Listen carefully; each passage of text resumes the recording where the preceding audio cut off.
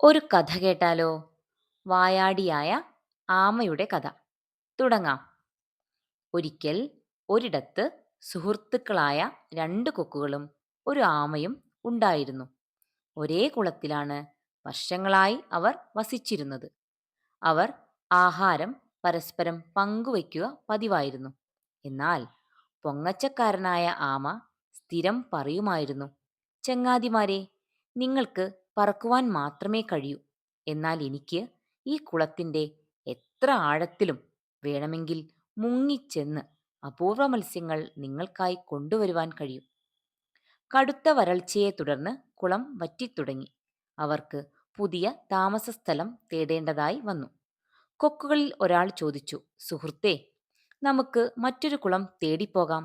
എന്താണ് നിങ്ങളുടെ പരിപാടി? ആമ പറഞ്ഞു, എനിക്കറിയില്ല നിങ്ങളെപ്പോലെ പറക്കുവാൻ. എനിക്ക് കഴിയുകയില്ലല്ലോ. മരണം വരെ ഞാൻ എങ്ങനെയെങ്കിലും കഴിഞ്ഞുകൊള്ളാം. അവൾക്ക് ഗദ്ഗതം അടക്കുവാനായില്ല.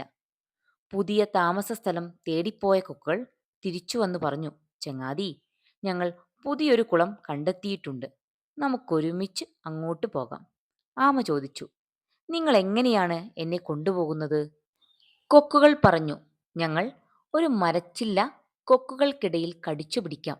നീ കടിച്ചു തൂങ്ങിക്കിടന്നാൽ മതി. ഞങ്ങൾ നിന്നെയും കൊണ്ട് നമ്മുടെ പുതിയ കുളത്തിൽ പറന്നെത്തും. ആമ മരച്ചില്ലയിൽ കടിച്ചു പിടിച്ചു കിടന്നു. കൊക്കുകൾ പറന്നു തുടങ്ങി. അവർ പുതിയ കുളം എത്താറായി. ആത്മപ്രശംസക്കാരിയായ ആമ ഗർവോടെ പറഞ്ഞു, ഞാനും പറക്കുകയാണ്. എല്ലാവരിലും മേലെയാണ് ഞാൻ. വായ തുറന്നതും വളരെ ഉയരത്തിൽ നിന്നും അവൾ നിലം പതിച്ചു.